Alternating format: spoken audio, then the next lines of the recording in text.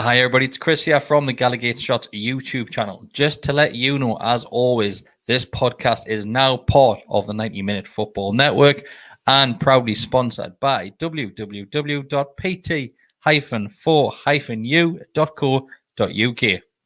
Enjoy the episode.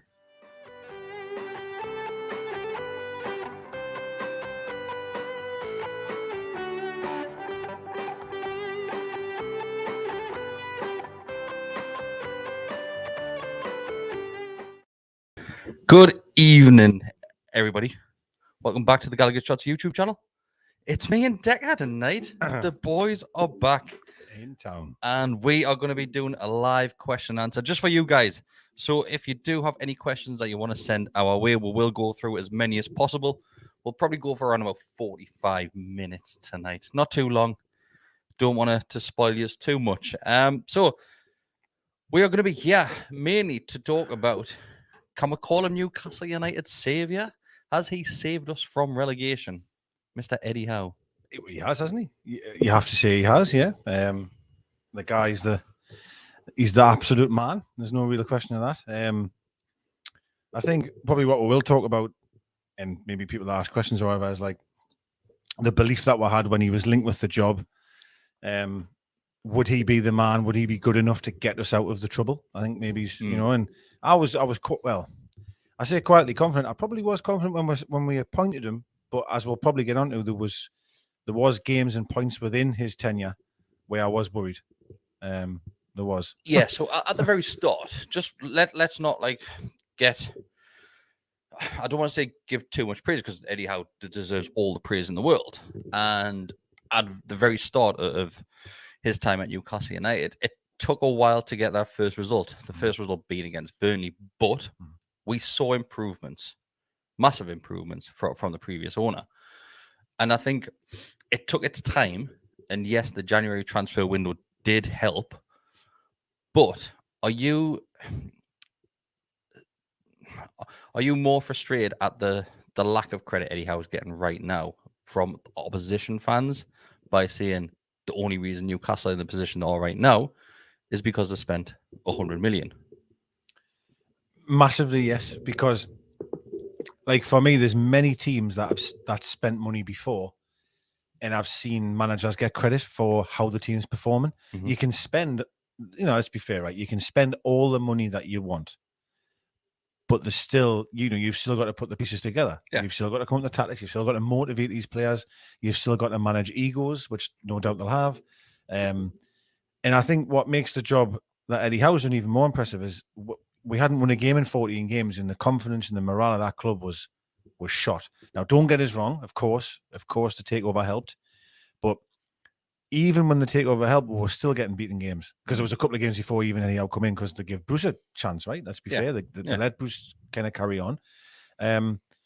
Now, there's one person, I believe it was it Don Hutchison? Because I actually shared it as well. He was on some sort of panel show, if you like, and he spoke so much truth and sense about the Eddie Howe situation, about like what we speak about on here, in terms of the players he's improved. But other than that, opposition fans, the media, the press, like, he doesn't seem to be in contention for manager of the season. That's one thing that's not getting talked about. But he's not getting any sort of credit, which is like, I find that mental. And part of us thinks it's because of who we are. I honestly think if it was Aston Villa, right, I think the media would be waxed lyrical. So we saw the credit and the plaudits that Steven Gerrard was getting when he was getting results at Villa. I think Villa might now be on 5 consecutive defeats. I'm pretty sure I read that today. So, well, yeah, Eddie Howe's never had that at Newcastle United. No. Eddie Howe went 9 games unbeaten. He's now 4 consecutive wins, looking for our 6th consecutive win at St. James's Park, which is crazy to think of. And yes, of course, we're not going to sit here and say the January transfer didn't help, because of course it did. But if we just look at that in that January transfer window, so he brought Kieran Trippier in. Okay, let's talk about other fans' reaction to bringing Kieran Trippier in. Apparently, he was just here for the money. He didn't give a shit about Newcastle United. Everything which we've seen from Kieran Trippier is the polar opposite to that, even after his injury He's involved in every team photo. He's there supporting the lads. And he said, despite his injury, he wanted to be around that dressing room and be a part of what was happening at Newcastle United. So tell me now that he doesn't care. Do you think that opinion was jealousy from a lot of other clubs, of us being able to attract Trippier? Because let's be fair, when we were having these links, even we were like, oh God, like that'd be amazing. We were worried in case another team came in. Yeah, there's rumours Man United were going to. There's certain things, and I think that a lot of that was bitterness. Well, that is twofold, actually. Sorry. So I think fans saying that on certainly Twitter and the such, like saying he's only come for the money, he's not really interested. I honestly think that was jealousy from a lot of them, thinking like he is too good for your club. Which, let's be fair, probably was. Probably was at that point. Definitely, I think we were bottom of the league at the time, so he was. But when I like the ones that were annoying me, and they shouldn't annoy us, but the word was like Simon Jordan.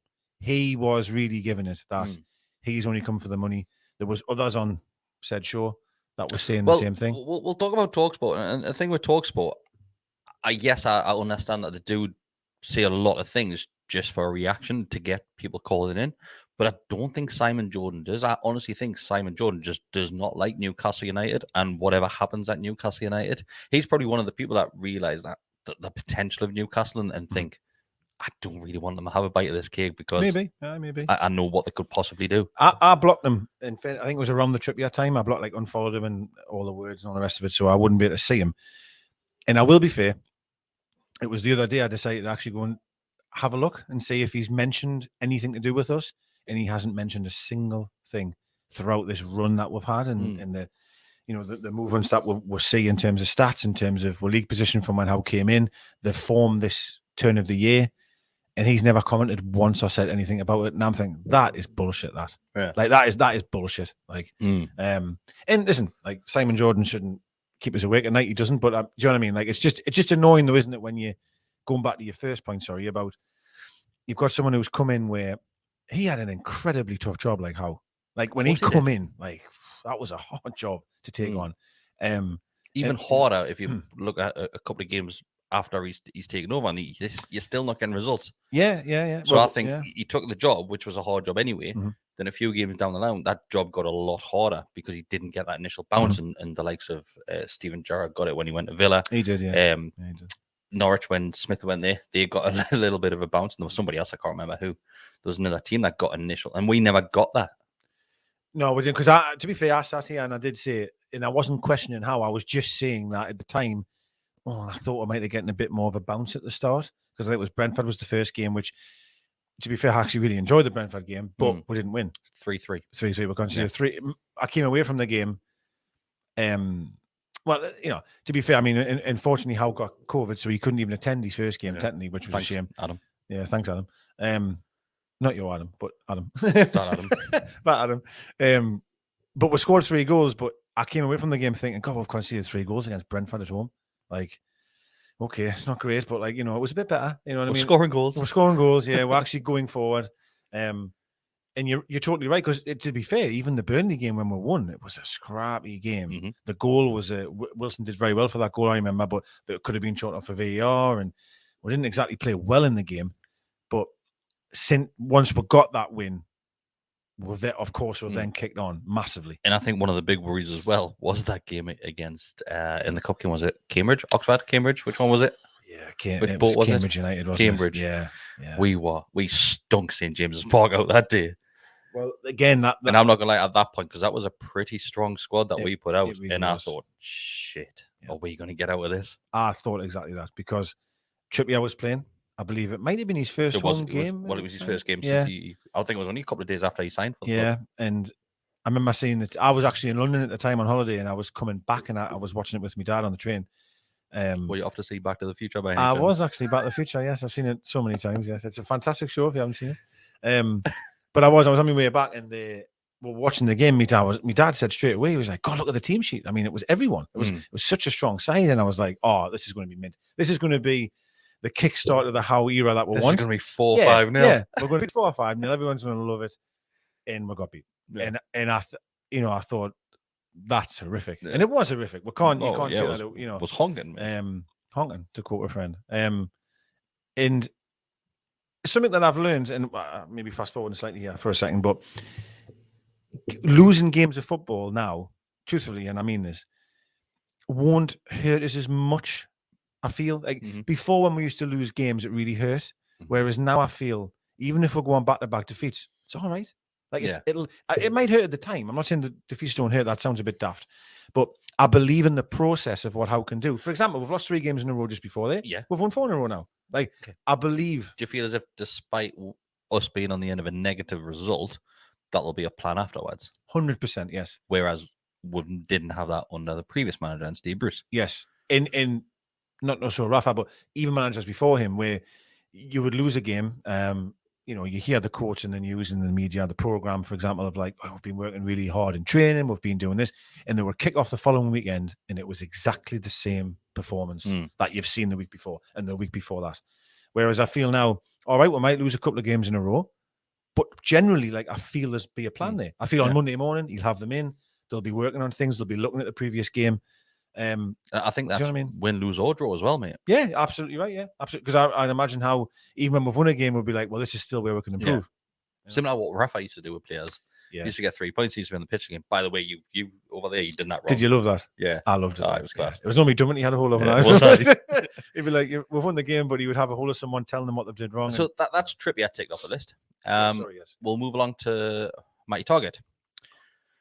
Once again, fans of opposition laughed a little bit at Targett coming in because Villa didn't want him, so he's gone to Newcastle. A lot of fans thought that we were getting the shit end of the stick because Villa brought in left back from Everton, who was this gold-plated left back apparently, and we brought in their scraps, as they said. Wow. He's amazing, isn't he? He's been fantastic, mate. It's been linked that a possible £15 million move for him. Snap the hands off all day long. 100%. I mean, I think Mark, and this isn't a dig at Mark, it's not. But Mark was worried when we signed him. Mark was like, I'm not so sure. Like, he at times was saying he didn't know if he was better than Lewis, who couldn't make the squad at that time, didn't get in the 25. But my honest opinion was he's played in the Premier League for a lot of years. He was Aston Villa's Player of the Year the season before that. And I've always said there was a couple of positions within our team that if we get someone that is good at that level, we will see a huge difference. And there's no question since he's come in, we've seen that in that area of the field, how improved we are.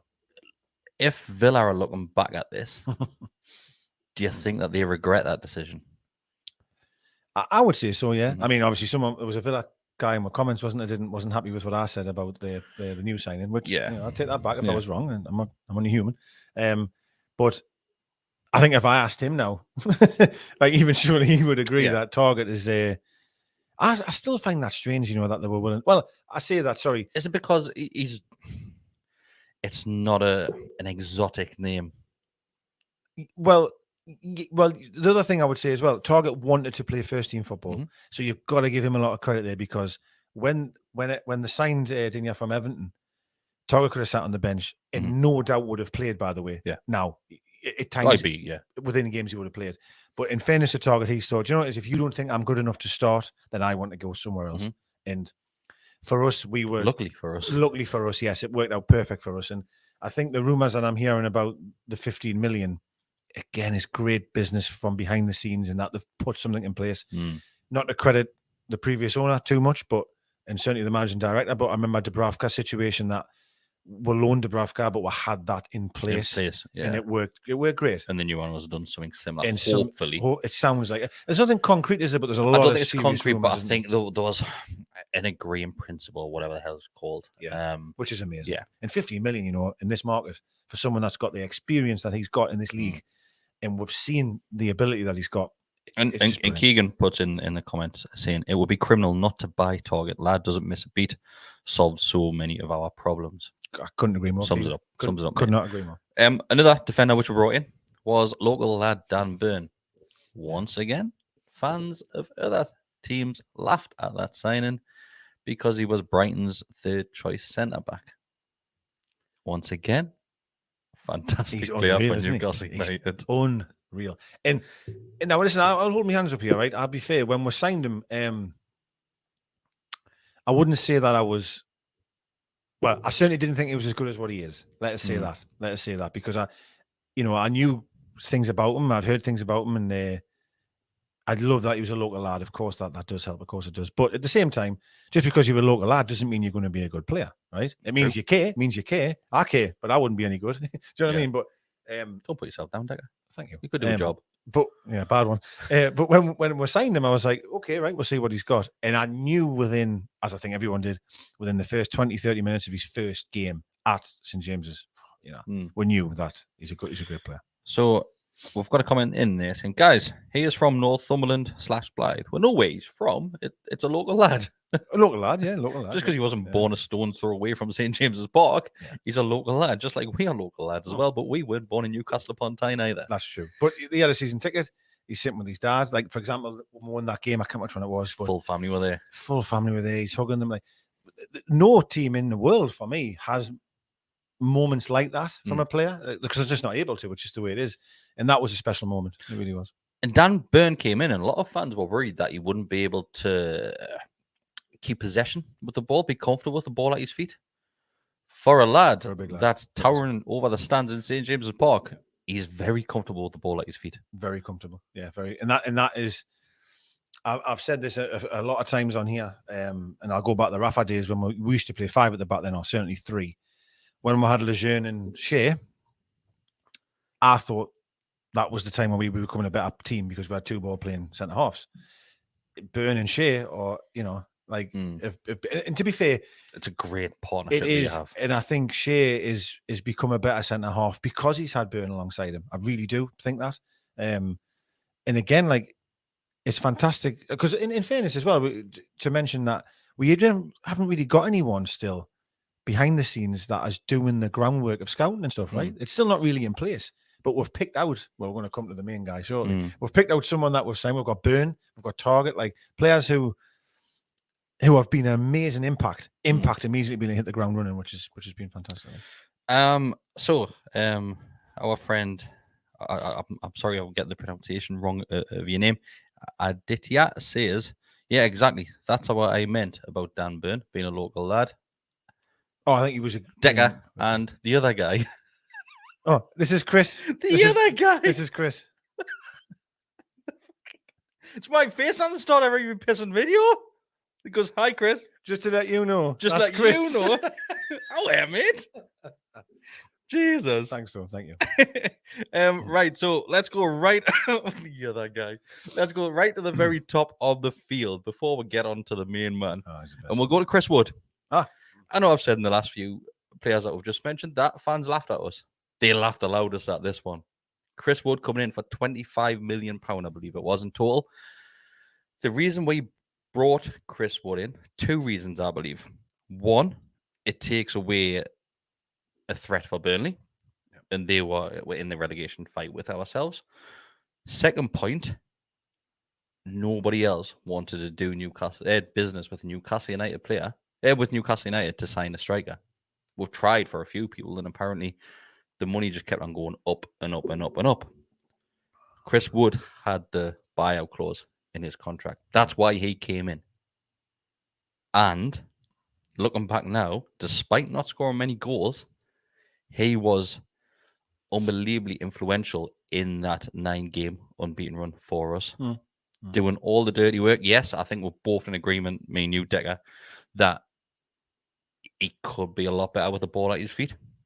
But you can't take it away that he's been a part of this change at the club. No, 100% agree. What I would say, and I'll stand by this, and it might, some people might not agree. 25 million is a lot of money. Now, it's not my money. I woke up the next day and hadn't come out of my bank, so that was fine. But it is a lot of money. But what I would, in hindsight, what I would say is it was January. We were desperate because Wilson was out. Every club knew that we needed a striker. And I think the points you've said about it was hurting Burnley, who was a relegation rival, I definitely think played a part. I could be wrong there, but from the outside, it looks like they knew that, and they thought, he's available. It was Trippier's agents, the same agents, so they clearly must have gotten some kind of tell there that that was there. Probably from his agent, to be fair. Yeah, that's what I think. I think they knew something, but he's been ever present. He's led the line at a difficult time because, as I say, at the point when he come in, we were still struggling. We were still in the relegation zone. And without doubt, the one thing I've said about him is that he definitely works a damn sight harder off the ball than I thought he could. Because to me, I thought he was just a big lad up front who would hold the ball up. But in fairness to him, off the ball especially, he works really hard. Really hard. I've been critical in terms of other things, but what I would also add for him, I don't think he's had the greatest of service, even though we've won a lot of games and we have won a lot of games. We don't play to his strengths. I don't think so. Sometimes that's probably the best way of putting it. So, but no, listen, he's coming in doing a job, and I will agree with you that when we signed him, that was the signing where everyone was having a go. Mark Shafter actually just sums up what you've just been saying there. Like I saying, has service been an issue with Chris Wood? I feel like there hasn't been a lot of good quality crosses. Shelby v Southampton excluded. Yeah, excluded. Yeah. I think it's just there hasn't similar what you've just been saying. There hasn't been, and I think something which doesn't help her, if I'm honest, is the three will play up front. The more inside forwards that they'll come inside with the ball, they'll cut inside.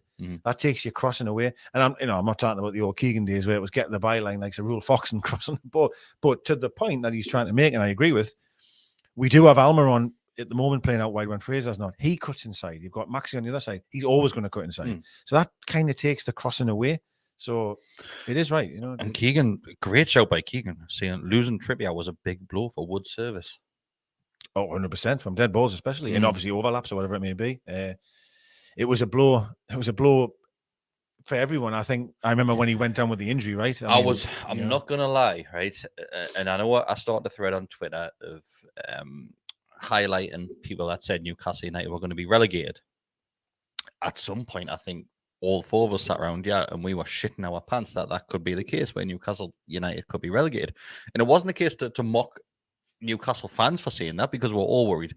It was more of the like your Talk Sports, the Worlds, and things like that, which found it hilarious to mock Newcastle fans. And obviously that came back to bite them on the arse, because at the end of the day, they're the paid pundits, the experts on this one. We aren't. We are just Newcastle United fans like the rest of you, and we were just as worried as everybody else. There's a difference from getting something wrong and clearly having a vendetta or an issue. That's what. Listen, I have no issues if someone says that something's wrong. Like Christ, like that happens, right? Everyone can have an opinion and it's wrong. That isn't a problem. But it was the way it seemed vindictive. It seemed personal, almost personal, that they were loving the fact that we wouldn't stay up, and that's what I think is unfair. I really do. But if a pundit comes on and goes, I think they're struggling, this could be difficult, they might go down, it's fine. Like, I thought that at times. Like, to quote what I was meaning before, the Watford game was the one for me personally. When we drew that game, I left the ground thinking, it is. I think this could be it. I felt that way. So, like, I think everybody was worried, mate. Let's get on to the main man himself, right? This is the one who's been stealing all the headlines recently. Bruno Guimaraes. As always, I tend to shock people, and I think you tend to shock people as well, when we come out with lines saying this is the greatest player to ever play for Newcastle United. Because it's tongue-in-cheek sometimes. It's tongue-in-cheek sometimes, it is, but it's always the two Brazilian lads which get that applauded from ourselves, Deka. Let's be honest, right? Bruno is a fantastic player. But I think, once again, a lot of fans and pundits and the media outlets forget that I think it was 5 games before he got a start. 5 games. Eddie Howe, yes, we're on a great run of form, so it helped. Of course it did. Joelinton was on absolute fire. Shelby, best football he's ever played in his career. Joe Willock in the centre midfield. That trio were unbelievable when Bruno first came to the club. But Eddie Howe done it correctly and just bided his time with him. And he said, I think he's been quoted to say that he wanted Bruno to experience Premier League football from the outside, watching it from the sidelines and coming on and getting a taste of it for the last handful of minutes in the game. That's what happened. Now, you can't get his name off that team sheet, because now that he's embedded his name into that starting 11, he just makes everything tick. And I remember his interview when he first signed, and he said, don't expect a goal scorer. I'm expecting goals now, Bruno. Thanks, mate. Yeah, that is a mad one. That is a mad one. I think Well, where to start? I think you've got to give an awful lot of credit. First of all, you've got to give a lot of credit, I think, still to go back to Eddie Howe in regards to the formation change, right? He changed to a 4-3-3, playing 3 in the middle, which we hadn't seen. How many times have we Have been screaming for that as well, Deka? I've said that for a long time. I actually think we've had the players at the club where you could potentially have played that in the past as well. Yeah, forget Joelinton becoming a centre midfielder, which happened through an accident, obviously. I'm talking about the days when Hayden was fit all the time. I was saying just get someone alongside Hayden Shelvey and then somebody else. Get 3 in midfield to tighten it up in there. Obviously, Howe's come in, changed to 4 at the back, went for the 3 in midfield. As I've said, Joelinton kind of just happened, like through the Norwich sending off, it just happened, right?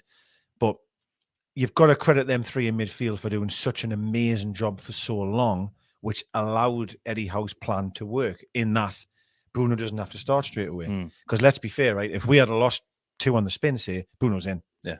But because we were winning games, or certainly not losing, we're 9 in a row, whatever it was, it allowed Bruno, as you've said, to just adjust to the training, adjust to watching the Premier League in regards to like the speed of the game and all the rest of it. The good thing is we used to sit around here and say, do you think Bruno will start this weekend? But you did know that when he did start to play, we are going to get even better. So we were good there. That 9-game run, we knew we were good. And Joelinton, Shelvey and Willock were brilliant together. Just need that touch of class in there as well, didn't it? But we knew when the time comes, we're going to be even better. And it's just been... and we're better. It isn't. And again, I was wrong. I personally thought from the clips I had seen that he was more of a Shelvey replacement in the fact of he would kind of sit in front of the back 4 and distribute the ball and be pretty on the ball.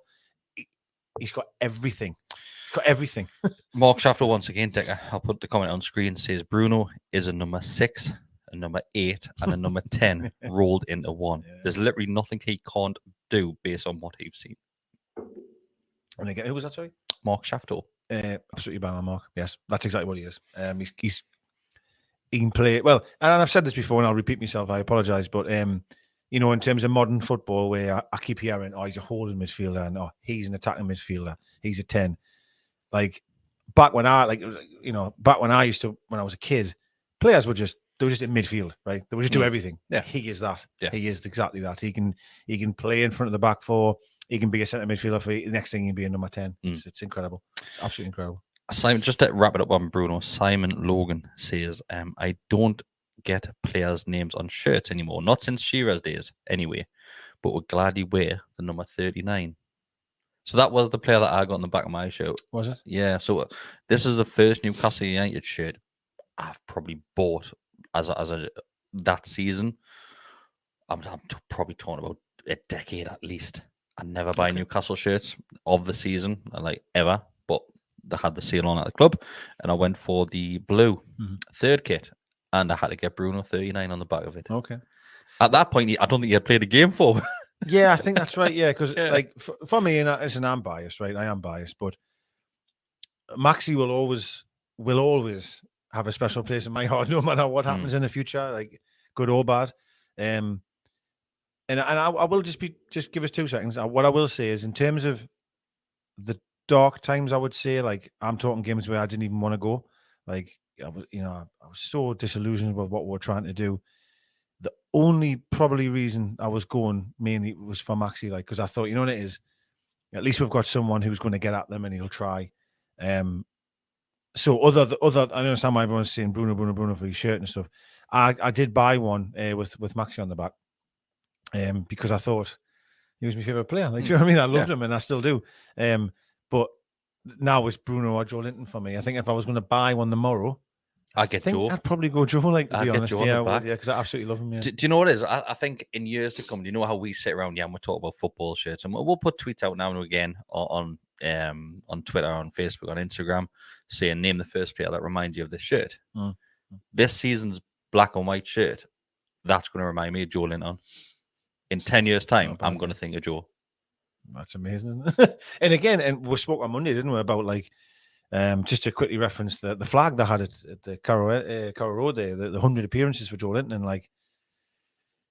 You know, you just what turnaround. Like is the remarkable. turnaround. Even to be fair, someone that we actually slagged off, and probably rightly, Paul Scholes, right, has come out and said, has there been a bigger transformation than Joelinton? He said that. Paul Scholes did, and we were having a bit of a laugh about how he was wrong. Like, I absolutely love him, and I love everything that he's doing. I love everything he represents. I love the smile on his face. I love the appreciation that the fans are giving him. And I have to be honest, if I was going to buy one tomorrow, it would have drawn the battle. And I think, just to answer that question, mate, I think we can categorically say now that Joelinton's transformation in the Premier League is probably the greatest that's ever happened. I'm sat here and I can't think of a single player that's done anything like he has done. And we're not talking about a player who's playing in a winning team at that point. Joelinton got dropped into midfield on the back of a 1-1 draw against Norwich. And I think did we lose against Watford the week before or draw against Watford? It was a draw, yeah. Well, I had 2 back-to-back draws. Yeah, so it wasn't the fact where Joelinton, we've won 4 in a row, then he's been put in that position. Yeah. He's been monumental in the turnaround. Yeah. But and also there has been players for their clubs that have been dreadful, but they've came good, but they've still stayed in their same position. So I can go back years, and there's loads of players I can think off the top of my head just now that were dreadful when they came in, but became good. But we're talking someone that's been bought as a striker who then has become a centre midfielder, which is absolutely ridiculous at the highest level as well. The Premier League is League One. There's comments made us laugh a bit. Freddie says, I'll put it on the screen. He says, imagine waking up from a 6-month coma and seeing a Joelinton flag at the Norwich away game. He's right, though, isn't he? He's right. Like you'd be like, what? Like what's happened here? Like what universe have I woke up in? Because I mean, one thing I do laugh at a little bit, and what I would say is I don't think we're on here ever critical too badly of a player. Well, we'll maybe say they weren't very good and things, but we're trying not to bash anyone. I think that's one thing I would say. But we all sat and knew that this guy. I said point blank that he's not good enough. He's not good enough. Like he's just not. I think everybody did, man. Yeah, because he wasn't right. He wasn't, but. What a transformation! Like it's unbelievable, and that has to go down to Eddie Howe, and Joelinton as well. Sorry, of course, and the player. The player always has to. He's the person doing it, but in terms of Eddie Howe, in terms of how he's transformed him, is incredible, absolutely incredible. And I think the game for me which really cemented that was the Man United game at home. I've just put a comment on the screen a couple of seconds ago, mate. Somebody mentioned that. I'm honestly not reading the comments. I don't know what's going on. He doesn't. I feel like it's like almost matching. I can't see the comments. Me, on the other hand, I haven't got a clue what I'm talking about, but I just read what you are saying. Now I just say it. Yeah, I can't see them. But yeah, so sorry. What did you say there? Who said that? I can't remember who it was, mate. But there was a comment saying, I'll quickly find it. Oh, there. Torfinho. He might be Brazilian as well. Says Joelinton's game against Man United was amazing. Yeah, that was the game. I had so a lot of my friends are Sunderland fans, ironically, and even them were saying in our chat, were like, God, like you've been saying that Joelinton's been good, but that was everyone was watching it on Sky. It was a big game, and he was incredible. And that was the game for me where, when you think you might be right on a bit of luck, like 3 or 4 games he might play well, but then we'll maybe see that he's not right for that role. Christ, 10, 20, 15 games in, and that the guy's got it. Yeah. So we're going to start going through your questions now. There's a handful already. We'll probably go for another 15, 20 minutes before we'll sign out tonight. There is more stuff coming tonight from this channel, so you have got a match preview being recorded in the next half an hour as well. That won't be live. That will be going out for members early access. It will be available for members later this evening. So if you do want to become a member of the channel, you can do so. It's $2.99 a month, so less than a pint. Deka. We were just in the Centurion, and that was £6. No, sorry, it wasn't. It was £5.60 a pint. So almost half the price of a pint in the Centurion. $2.99 a month, and you get early access to videos. You get access to the Telegram group as well, where you can come and speak to ourselves, me and Deka, along with everybody else from the Gallowgateshots YouTube channel, as well as fellow members and like-minded Newcastle United fans. So $2.99 a month. Thank you for your support as well. Let's go through some of these, mate. So first up is from Simon Mather that says, do you think we'll go for another goalkeeper in the summer to take over or challenge Dubravka? This is something which we've spoke about quite a bit on a Monday night when we do the All Smart podcast with Bestie and Mark. I think Dubravka, again, I don't think he splits opinion as much as what he did prior to the defence having a makeover, shall we say. But for me, I like Dubravka. I really do like Dubravka. Yes, his distribution could be a lot better, but you could probably say that against a lot of goalkeepers. You're not really going to get that full package of a goalkeeper. There's going to be something that's missing. Would I like to see somebody challenge for Dubravka? Of course I would. I would like to see somebody challenge everybody on that field, because if there's somebody challenging, it's competition in the team, which is obviously hopefully going to get better performances. I'm not sure what's your thoughts on Dubravka. Do you feel as if it would be a bit harsh to go out and replace him? Oh, yes. Well, I say that, and in fairness, a few weeks ago, maybe a month ago, I wasn't saying replace him, but I was saying, like, well, maybe could do better in that area of the field. But I don't think it's an area that we have to change now. Like, I don't feel like no rush. Yeah. There's not. Like, would say it's not a priority. No, it's not. Not to replace him, it's not. However, what I would say, and I agree with the question, is that I would like to maybe see a better reserve goalkeeper, second choice goalkeeper. I agree. Which, and this is twofold, really. One, of course, as you mentioned, to challenge Dubravka. But if Dubravka gets hurt, I want better quality replacing him, right? So I think if we can ship off Darlow, maybe to, I don't know, an upcoming Premier League team or a Championship club. Links with Middlesbrough. Okay, fair enough. Still in the area for him. He doesn't maybe have to move or whatever. And then improve on that level, then I think it's definitely something you should do. Because, I mean, no offense, but Dubravka was injured for a long time, wasn't he? Not so long ago. I mean, Darlow had to come in when we were all very worried. He's had a few bad injuries, actually. I think he picked one up in national duty, didn't he? Ankle injury. Ankle, yeah. And you never know apparently our club's doctors and medics didn't do a very good job, and that's why it was a recurrent injury. That's right, yeah. I think 2 of them might have actually got asked to leave the football club. That's correct. Allegedly, but it's true. Allegedly, but it is true. But it is true, yeah. So, but if Rafa had an injury like that again, and you're talking, I'm going to miss 10 games, I would preferably like someone better than Darlow to fill his place, personally. It's a hard thing, though, isn't it? It's a hard position to fill, because it's not very often that second choice goalkeeper gets a chance. Well, that was with all them years of Harper and Given. We were blessed because we had 2 unbelievable. And in fairness to it, we've actually been quite strong. I would even argue to say when we had Tim Krul, we had what's his face? I've got complete Rob Elliott. And I quite like Rob Elliott as a goalkeeper. Yeah. I did. And I thought he was a good second choice, very similar to that Shea Given and Steve Harper scenario, where I thought Robbie Elliott, he was a decent goalkeeper. Probably didn't get enough credit as what he should have had at times. And he had did not have a full season in goal for us as well. Well, he had a real spell where I remember Tim Gold on his shoulder against Sunderland in the derby. Yeah, God, he pulled off an unbelievable save. Elliott came in, didn't he? What a save he did. That much, I remember. And Elliott was almost a bit of a, I don't want to say a cult hero because that's too strong of a word, but for someone that come in that really had no reputation whatsoever, did become kind of loved towards the end. Like, I think people were like, it's actually a good lad. You get the medal and that. You know what I mean? Fell in love with the You're area, a good lad. You know what I mean? And he gave it his all. But and in fairness, obviously I almost sat here and criticised Darlow. Like, Carl Darlow's coming in some very, very difficult times. He's done a decent job at one point as well. He did. And I was defending. I remember I was sitting here defending because Dubravka was fit, and everyone was saying, "Oh well, Dubravka should come back." And I was saying, "No, Darlow's deserved his position." But that was maybe 24 months ago, 36 months ago when I said that. There is always a sell-by date on anybody, and for me, it's you upgrade. Keep Dubravka as your first choice is fine, but let's upgrade the reserve option and give him some competition. And if Dubravka does get hurt, we've got a better replacement. And I think maybe the season after, so going into the, let's say, it'll be 23, 24 season, the season after next, is then maybe look at that replacement for Dubravka, where if Dubravka's happy to do so, drop him into that number 2 role, because obviously he'd be, what was he now, 31, is he? Yeah, he'd be getting on then. So you would expect, obviously, he should. I'm saying should, but you probably understand if he was dropping to that number 2 role, still picking up a decent wage at a football club for being a number 2 goalkeeper. Yeah. Yes, it probably will need improvement in the future, but like we said at the very start, that it's not a huge concern at this moment in time. I agree.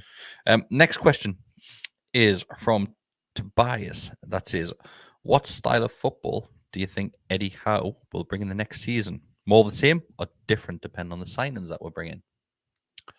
Well, he has said that he's not happy with the ball retention. He has mentioned that a lot in terms of he'd like to be better with the ball. Mm-hmm.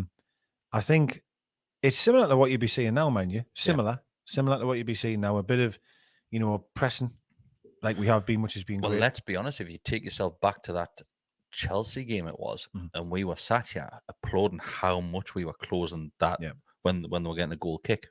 We just weren't letting them pass it out of the box. We were shit hot at that. And I think that's what we'll see more and more. I do think I think Eddie Howe would like to become more possession side, like have more control of the ball, but sometimes with the players at your disposal, it's not always possible. But I think to answer the question, I think much of the same, really. I think clearly he's always a high intensity, working hard. And look, listen, all you've got to do is, for me, I said this from day one when we used to talk about stuff like this. I would always just look at the best in class, and the best in class are Liverpool and Man City. And you look at their intensity, their work rate, the pressing. It's just unbelievable. I mean, just look at the European games this week here from them two. It's just unbelievable the level that they're at. Now, of course, we aren't going to be their level next season by any stretch, right? I'm not trying to say that, but let's try and adapt and copy what them do. And I think that's what Eddie Howe clearly tries to do. And I think we'll see much of the same. The better quality of player we get, that's when the possession, the easier that becomes exactly. But in terms of working hard, pressing the same as we have been, that'll not change. Can I just say that Manchester City Real Madrid game is one of the best games of football I've ever seen. And do you know what it is? The Champions League has done that over the last couple of years, where I say the group stages haven't been much, but in these particular games where it means something, every game seems to be the best game I've ever seen, and that was one. It was absolutely it was at the point where I was watching that thinking, this is great. Then something else was happening. Then Benzema just decided to just rip the piss and just do that penalty. Honestly, the confidence oozing from that kid is so phenomenal. So but yeah, one of the greatest games I've ever seen. Moving on. This one is from Marcus that says, hello, do you fancy Lingard coming? I'll answer this one. I think the boat's already sailed with Lingard. I think that was something which we were looking in January, heavily looking at in January. But I don't think it'll be the case come the summer. I think we'll look at other options before we go to Lingard. It's an interesting one, because I thought in January, probably, obviously, what was the person's name? Sorry, it was Marcus. Marcus is obviously probably the same as us. Like in January, was thinking that's a done deal, or it's certainly very close. And I remember thinking in January, don't worry, like hasn't happened now, but it'll happen in the summer. It's a difficult one to see where I think he might fit within the team in terms of how we play at the moment. That's what I was struggling with. I do worry where he would play, but also he hasn't played much either. He's almost a year out, really, isn't he? And he's not the youngest. No.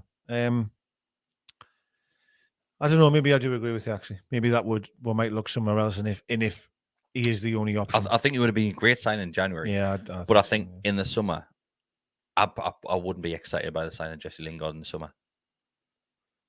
Do you know, there's a believer of these things happen for a reason, and I think we've just said that we think Lingard would have been amazing if we signed him in January. Who's to know, right? Like because obviously the form we've been on, like we would have maybe had to reshuffle the pack a little bit to get Lingard in there. I probably agree with that. I doesn't excite us as much, but having said that, he still brings quality. You know, he's still a good player. But then, great shout here by Dodgy Legs that says, depends how much he wants wages. Free agent is going to demand a huge wage. Huge wage. It is. It always is, isn't it? Yeah. So, I'll go through the rest of them as quickly as I can. As long as you want, Chris. Next one is from our friend Mark Shafto, who says, what do you make of Elliot Anderson's loan spell? And how do you think he can, how far can you think he can go? Well, you go first then. So yes, he's flooding Newcastle United timeline at the moment with scoring goals every single week. We've seen this before with players. We saw it with Adam Armstrong, a prime example, when he went to Coventry. Yes. Was it Coventry? Or am I making that up? Maybe. He went somewhere. Adam Campbell was similar. Adam Campbell was the same. Adam Campbell similar. Matty Longstaff's doing a good job at the minute. These players get a lot of plaudits. Do I think he deserves a chance? Yes. Bring him into the team, bring him back to the club next season and see what happens. See if Eddie Howe fancies him. I think going forward, the youth setup at this football club will change, and you will see players like Elliot Anderson being involved a lot more.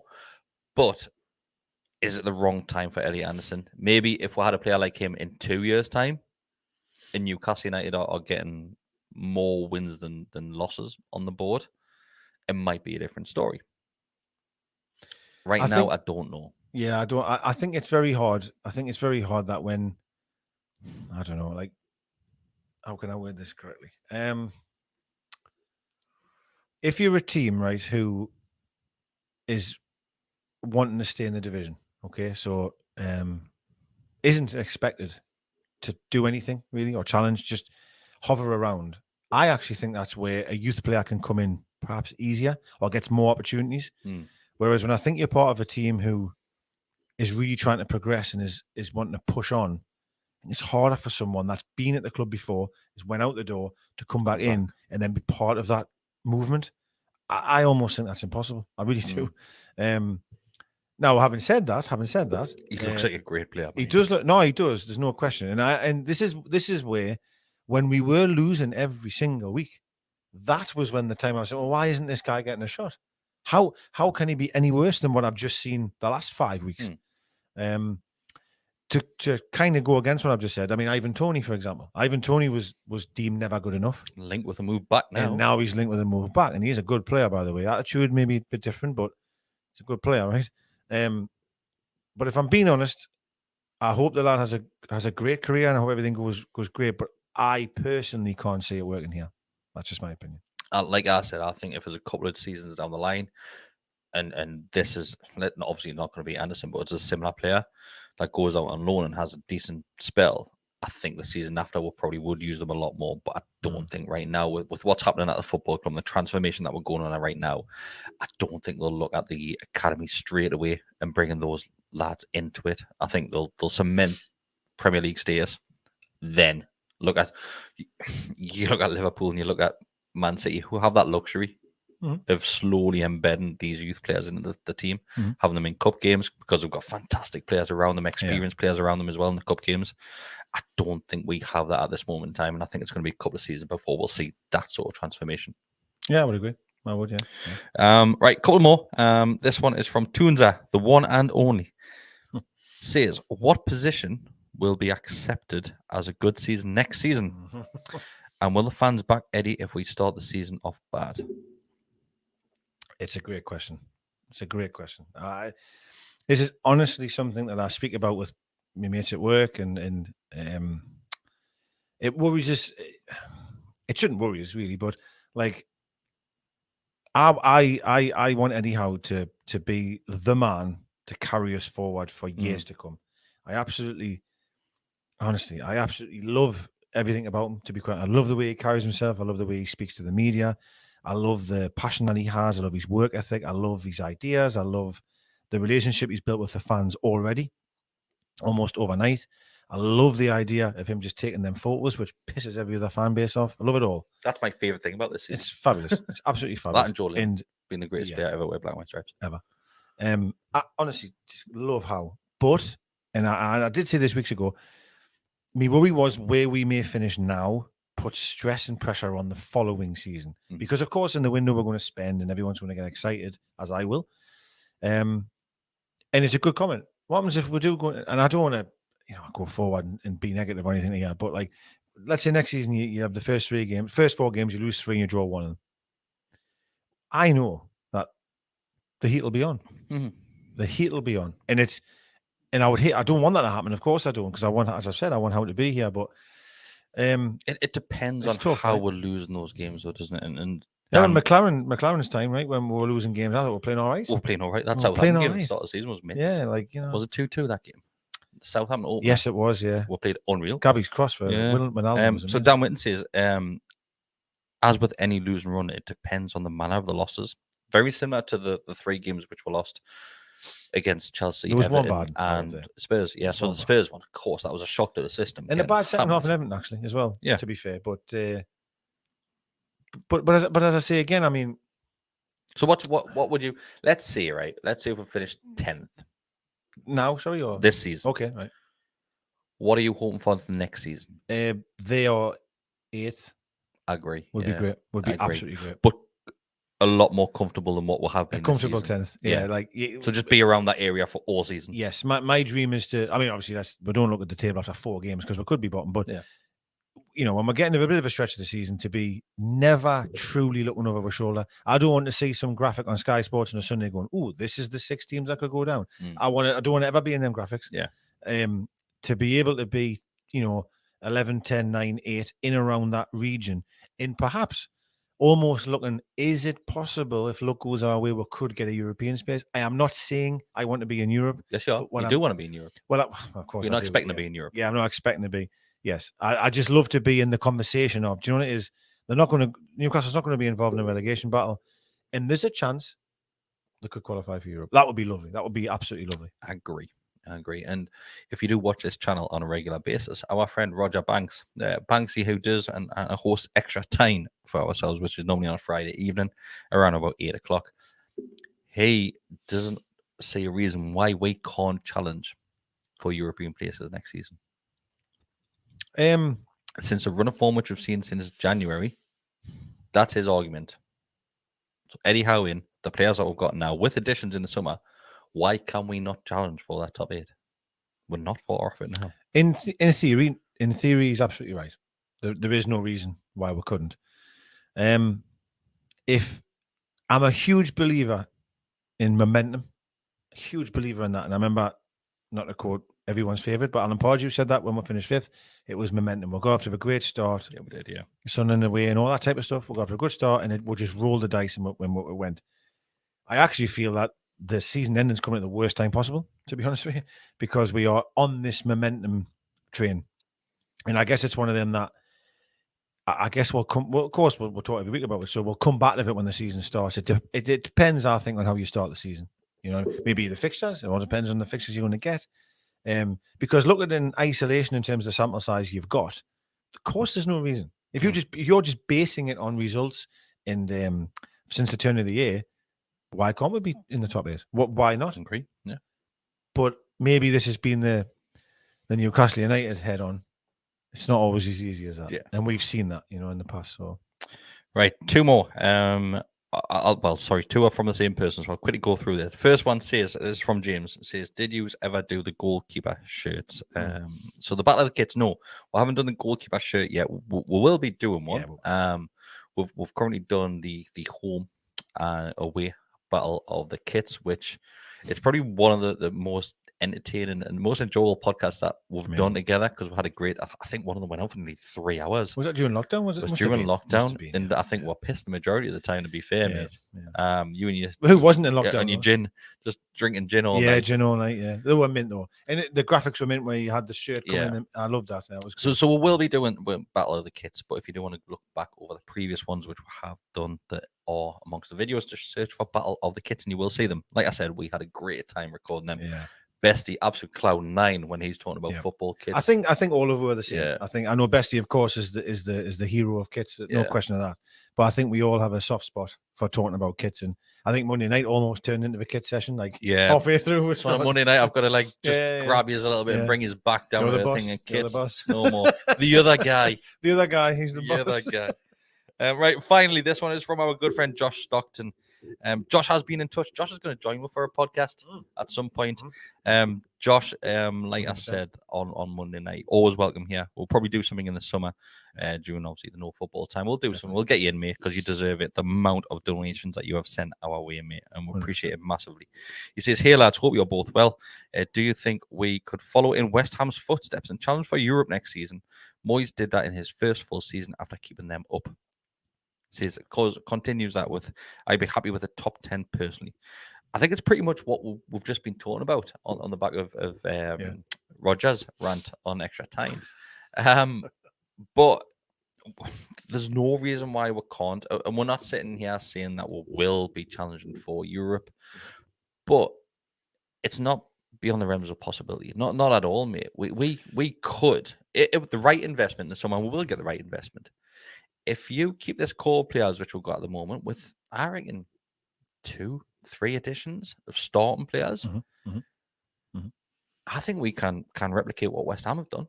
Well, I definitely think they're the model, or I won't say the model, but what's the word? In that between stage, aren't they? Between being the Man City and the Liverpool. You look at them and think, the Wolves that are in between that little gap. Yeah, and where Leicester are currently as well. Leicester, I think Leicester you would expect maybe to. I mean, that's the thing though. You've got Wolves, you've got you'll have West Ham, you'll have Leicester that'll want to be what we're hoping to be, right? Like them clubs will not want to stand still either. But definitely West Ham would be in my opinion, the club that you would look at and go, right, okay, can we replicate what them have done and being the best of the rest? You've obviously got the 4 and the 5 and all the rest of it, but it's a good shout, right? It's a good shout, and I don't know if it's because I'm holding back from the thought of not wanting to put the pressure on or the feeling of failure, like because if everyone's talking about we'll just do what West Ham did, can we not just do what West Ham did? If we don't deliver that, what happened with Wolves? So Wolves were, I think it was in Europe, right? One year, the 7th or 6th or something like that. Then they finished 8th, and all of a sudden they found themselves 12th, halfway through a season. They bullet the manager. Yeah, because the expectations it gets bigger. It changes, of course. It does. Sniff of success and it changes. Yeah. Exactly. The goalposts move, and I would rather we'll do it in a steady fashion than like all of a sudden bang. Steady Eddie. And listen, the reason why I think I say that is I just want it to go right for Howe. And if that means, and I'm going to be stupid here, if that means next season all of a sudden we're 5th, well, all right, hey, so be it. I'll take it, and I want to be there. Of course, I do. I just don't want to put too many eggs in the basket too quick. If that's right. Yeah, I fully agree with me. I really do. But like I said, I don't think there's anything standing in our way to challenging for those spots. I think the owners will be looking at those spots. As a fan base, probably not, but I think the owners will be looking at there. Well, I think the owners will be looking where we are now, thinking, what have you achieved? This is 14 games. Do you know what I mean? Yeah. Like you've had a 14-game head start. Do you know what I mean? And like what you've achieved so far, with the investment that we're willing to give you, this is what we could possibly achieve, and no doubt about it. Listen, injury free. Listen, let's be fair, right? Let's be very, very honest here, right? You might bring in 2 or 3 players, but what happens if Bruno got done after 5 games and he's out for 6 months? Like, do you know what I mean? I'm sounding negative, but if something like that happened, but personally speaking, I am still interested in what Wilson can do. Wilson's someone in the back of my mind that I think this next season is absolutely key for him because he's. I don't think he'll play again this season. With Saint as well. Possibly, yeah. I expect big things from Saint next season. Possibly. I really am. But I'd love to see Wilson, Maxi, Bruno, Wilson, Maxi, all of them being in that team. When I think of it now, we could be scary. Like, we could actually be scary. Fraser coming back for his strength again. I think we're scary right now for teams. Well, we are. No question of that. No question of that. I don't think Liverpool. Yeah. I think Liverpool would have probably picked another fixture. I don't think they want to come to St. James's Park at the weekend. No, they've got a great team. Them are absolutely outstanding. They have got a great team, but then would rather be playing. They're playing the second most. Yeah, the second team that's obviously picked up the what's the word I'm looking for? The second most amount of points from them since it turned. Yeah, no, absolutely right. Well, we haven't lost at home since last year. Yeah. So why would anybody want to come to our place? Why would anyone want to come to our building? Because it's a fortress at the moment. And let's just see what happens on Saturday. But yeah. Right, so we'll wrap it up. Thanks everybody who's joined. It's been over 200 of you most of the night, so we appreciate it massively. Like I said earlier on, if you do want to become a member for $2.99 a month, you can do. So it helps us out massively. It helps us keep on producing content like this and keep on improving like we have done. As you can see, the quality of the recording has gone up a lot. And see us in full HD now, unfortunately for you guys. More shows as well. There's God knows how many shows coming out. Like I said, you do get early access to more videos. Hopefully we'll have a couple of more off-the-cuff podcasts coming and a couple more My Uniteds, which once again, that's always early access to people who are members. Most importantly, with the membership as well, you do get access to the Telegram group, which I mentioned previously. Fantastic place. I love being in there. Deka never really checks it. But sorry. Deka doesn't check it. I'm not on my phone as much as you might think. Well, I think the reason Deka doesn't check it as much is probably you'll end up in a rabbit hole, mate, where you'll never get off it. Yeah. Because I feel like I have to constant. comment and stuff, and it's just it's constant. We'll try and get Deka make appearance now and again in there as well. Thanks everybody, it's been a pleasure as always, and me and Deka will see you at some point, hopefully over the weekend. If not, we will be back on Monday night for the Always Smiling Faces podcast. Like I said, more videos coming this week. You've got a match preview coming with Mark, Scott, Ian, and Jack on that one tonight, so look out for that, and we will see you next time. All the best, everyone.